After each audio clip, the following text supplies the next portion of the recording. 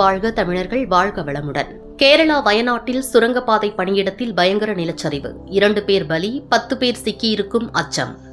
கேரள மாநிலம் வயநாடு மாவட்டத்தில் தொடர்ச்சியான கனமழையால் ஏற்பட்ட நிலச்சரிவில் சுரங்கப்பாதை கட்டுமான பணியில் ஈடுபட்டிருந்த குறைந்தது 2 தொழிலாளர்கள் உயிரிழந்துள்ளனர். மேலும் சுமார் 10 பேர் மண்ணுக்குள் சிக்கியிருக்கலாம் என அதிகாரிகள் அச்சம் தெரிவித்துள்ளனர். மலப்புரம் மற்றும் வயநாடு மாவட்டங்களை இணைக்கும் சுரங்கச்சாலை திட்டம் நடைபெற்று வந்த பாலம் அருகே இந்த விபத்து ஏற்பட்டது.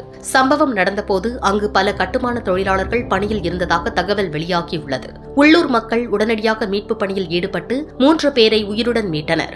தேசிய பேரிடர் மீட்புப் படை, தீயணைப்புத்துறை, காவல்துறை உள்ளிட்ட மீட்புக் குழுக்கள் சம்பவ இடத்தில் தீவிரமாக தேடுதல் மற்றும் மீட்புப் பணிகளை மேற்கொண்டு வருகின்றனர். 30 பேர் கொண்ட NDRF குழுவும் களமிறக்கப்பட்டுள்ளது. கடந்த 24 மணி நேரத்தில் அந்த பகுதியில் 265 மில்லிமீட்டர் மழை பதிவாகியுள்ள நிலையில் அதுவே நிலச்சரிவுக்கு காரணமாக இருந்ததாக அதிகாரிகள் தெரிவித்துள்ளனர்.